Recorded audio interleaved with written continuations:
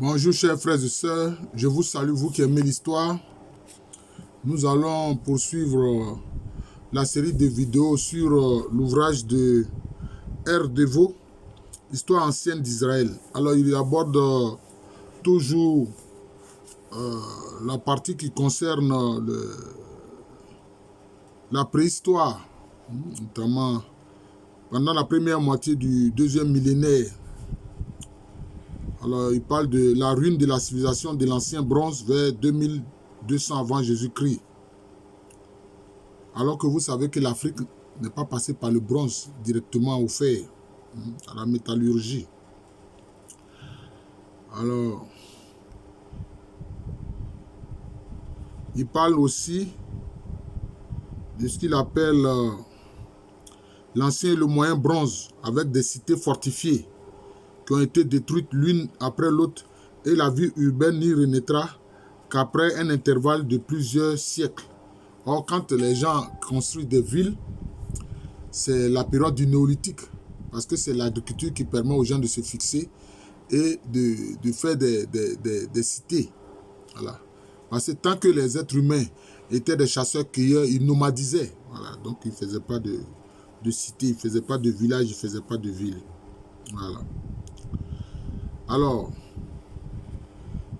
il dit à un stage plus ou moins avancé au moyen bronze, à Tel El Farah du nord, Ras El Aïn, Megiddo, Beissan au XIIe siècle avant Jésus-Christ, à Aïn à la période hellénistique, à Kirbet Kera,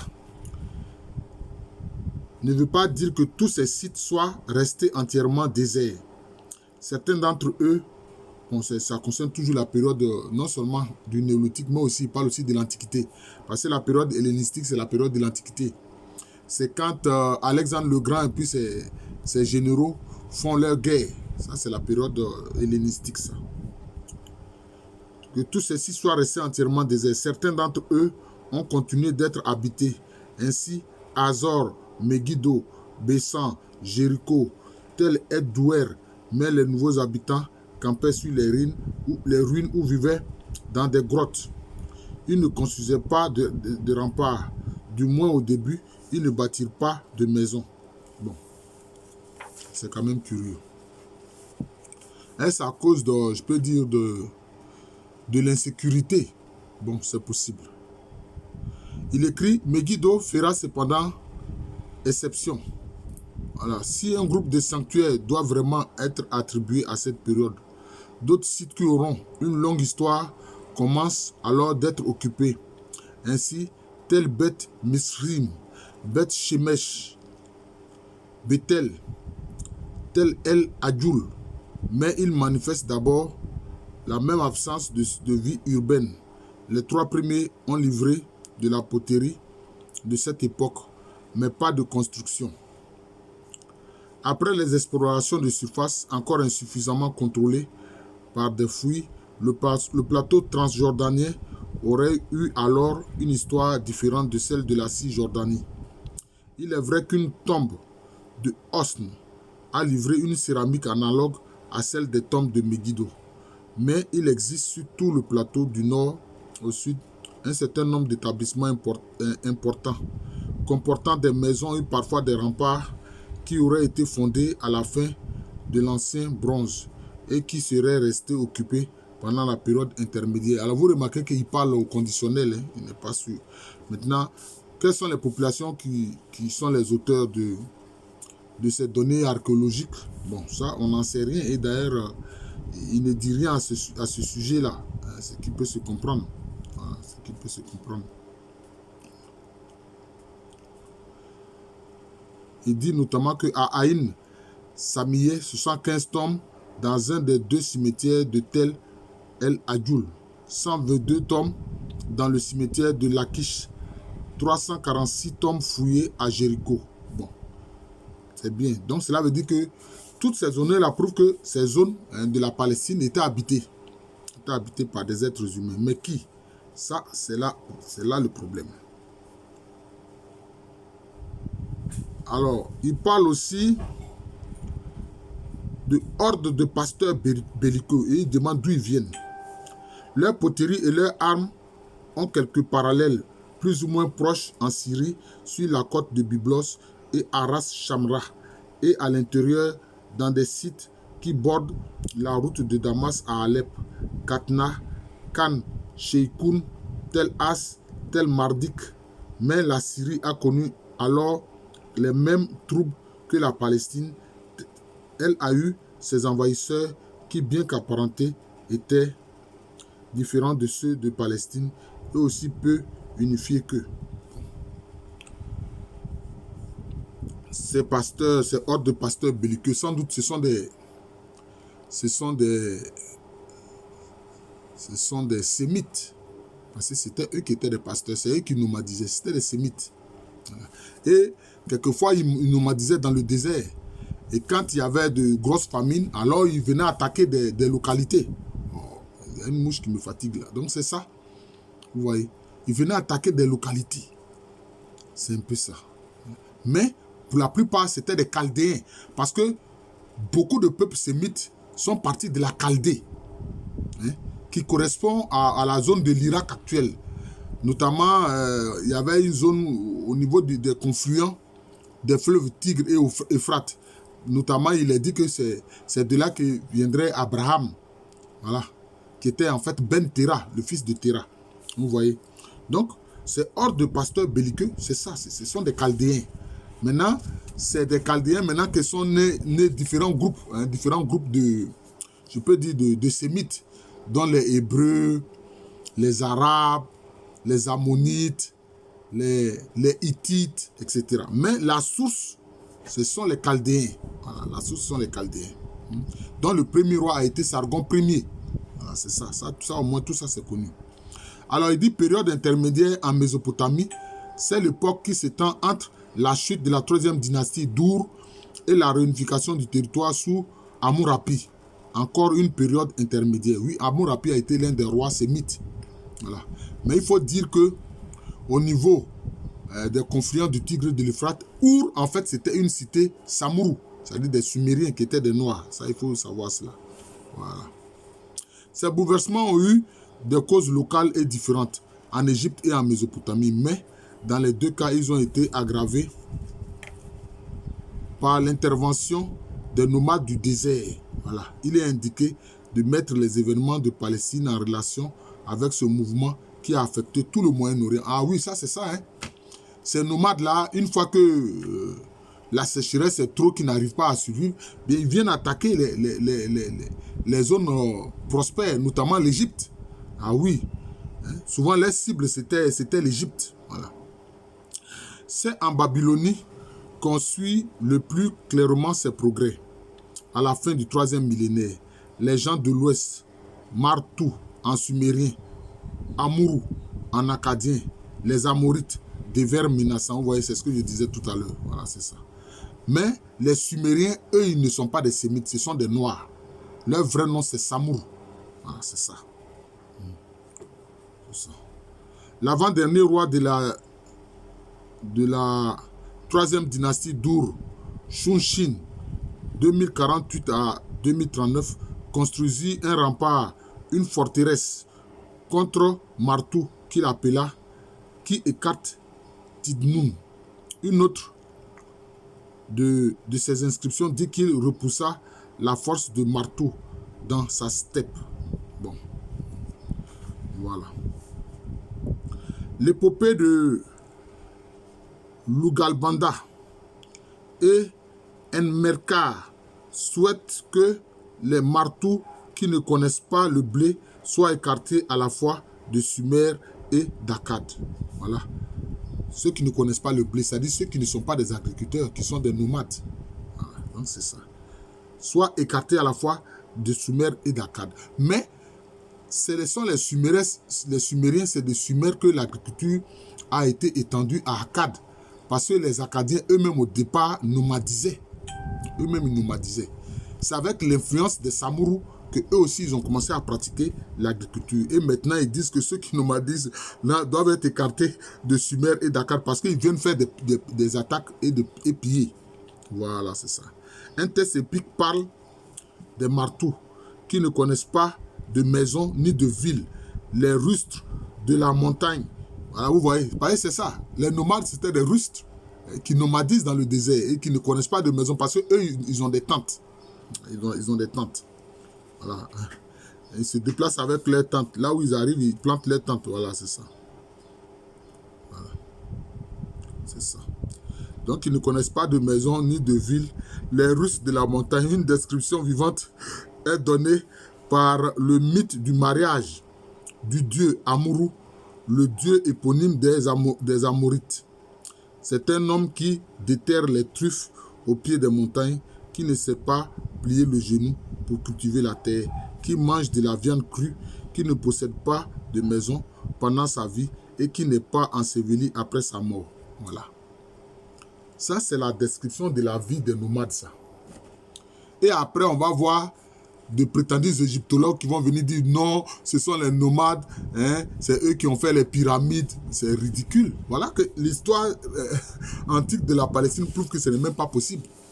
Et ces gens-là se prétendaient des scientifiques, des historiens, des égyptologues. Voilà, c'est pas sérieux.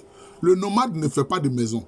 D'ailleurs, le professeur Cheikh Anta Diop leur avait dit, vous avez vu un nomade qui fait une maison?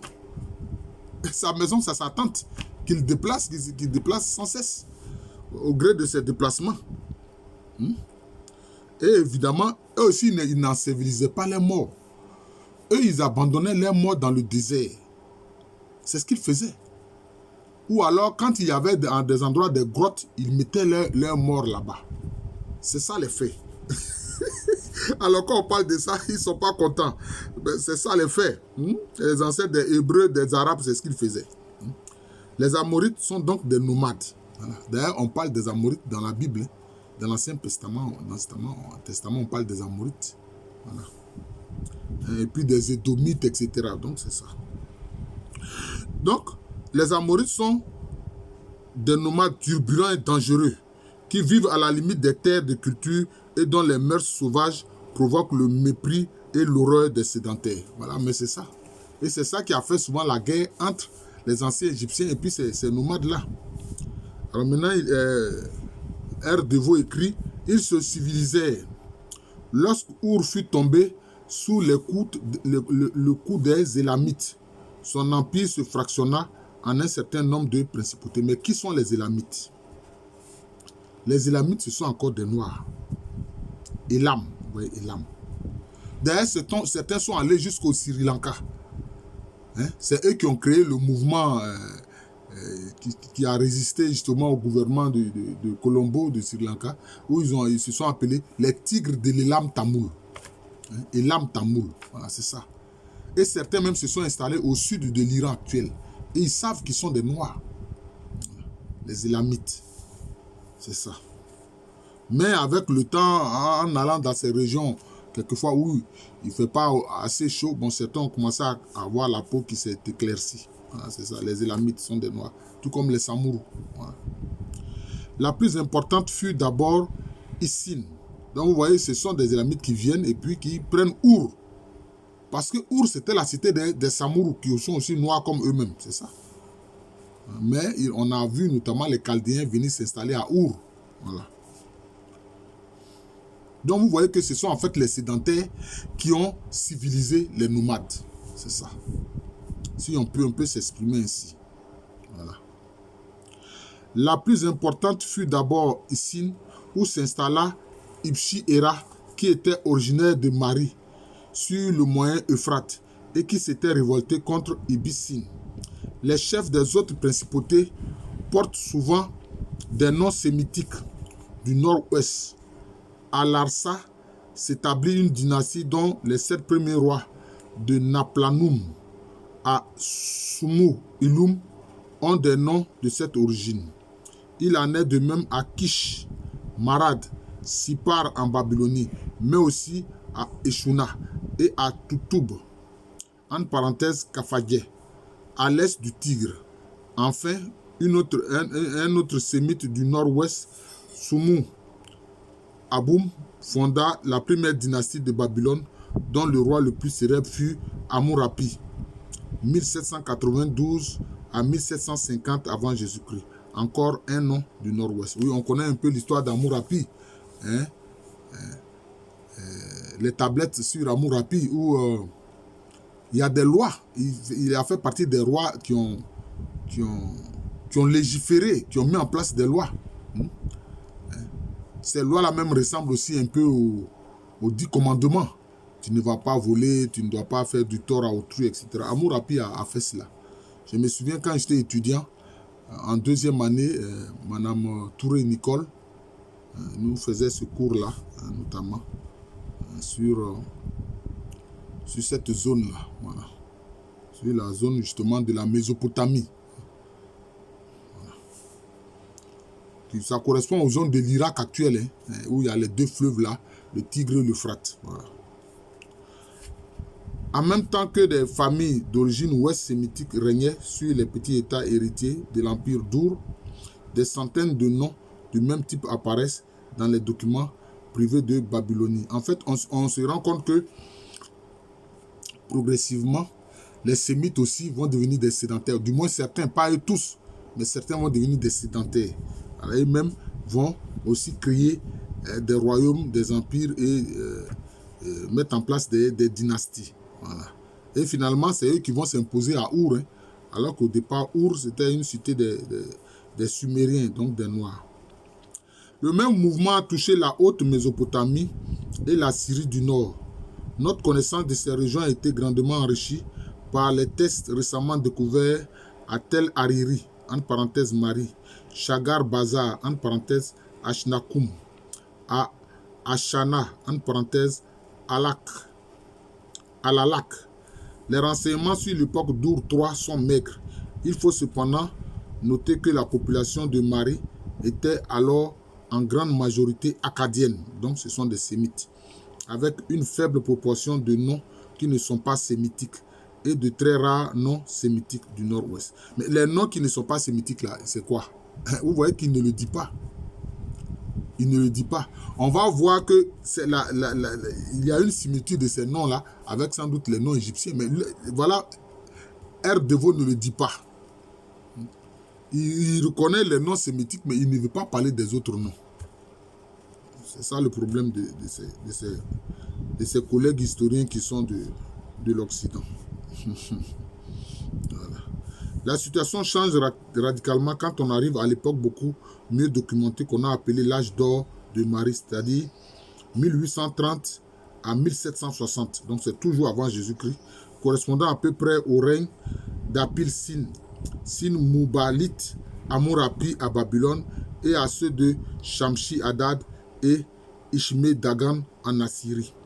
Le royaume de Marie fut alors gouverné par une dynastie dont les trois rois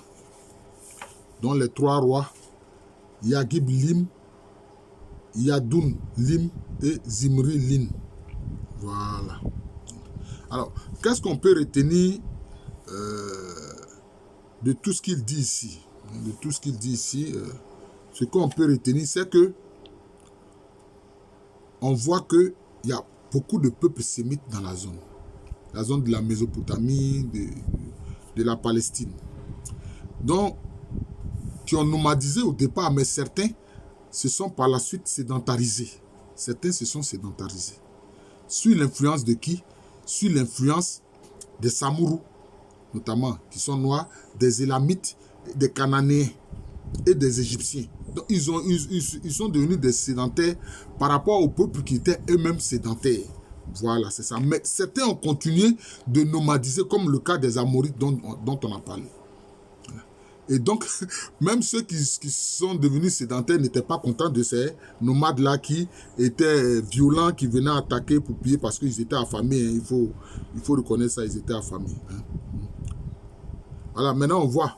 Mais cette installation des Amorites dans les villes et leur accession au pouvoir n'ont pas marqué la fin de la poussée nomade. Donc, vous voyez, donc c'est ça. Eux-mêmes, ils viennent se nomadiser jusqu'à même, ils conquièrent des zones pour venir régner. Voilà, c'est ça. Les Anéens étaient un peuple de petits nomades qui vivaient dans des campements, mais parfois dans des villages, et élevaient des moutons, mais qui cultivaient aussi des terres. Ouais, donc certains font les deux choses, ils nomadisent un peu et puis ils pratiquent l'agriculture. Ils pratiquaient le commerce caravanier. Un autre groupe a attiré l'attention spéciale des biblistes, Les Benjaminites, ça c'est quand même curieux. Bon, les Benjaminites, est-ce que ce n'est pas lié à Benjamin? On verra ça. Ils étaient restés plus attachés que les Anéens à la vie nomade et ils gardaient vis-à-vis des rois de Marie une indépendance qui allait jusqu'à parfois la lutte ouverte, qui parfois s'accommoda d'alliances ou d'une demi-soumission. Leur campement se situait dans la région du Moyen Euphrate autour de Marie, mais aussi et particulièrement dans les environs de Haran et en Haute-Mésopotamie, enfin en Syrie jusqu'au sud de Katna. Il ne faut pas chercher plus qu'une ressemblance de nom entre Benjaminite et la tribu biblique de Benjamin. Voilà. Le nom signifie fils du sud et les textes de Marie signalent aussi des fils du nord. Un autre groupe était celui des Abiru. Voilà. Vous voyez comme Abiru, ça ressemble à hébreu. Abiru, dont nous reparlerons lorsqu'ils seront attestés en Palestine par les tests. Sans doute que ça va ramener, n'est-ce pas, aux Hébreux, les Abiru. Voilà. Bon, je vais m'arrêter là. Il ne faut pas que la vidéo soit trop longue. Je vous remercie. Donc, je présentais là un pan de l'ouvrage de R. Deveau, notamment intitulé Histoire ancienne d'Israël. Histoire ancienne d'Israël. Je vous remercie. On voit qu'il part de très loin. Voilà. Ici, le professeur Alouk Kwame René. Professeur titulaire d'histoire à l'université Félix Houphouët-Boigny, une université qui est à Abidjan, c'est en Côte d'Ivoire, un pays situé en Afrique de l'Ouest. Merci encore et bonne journée à tous.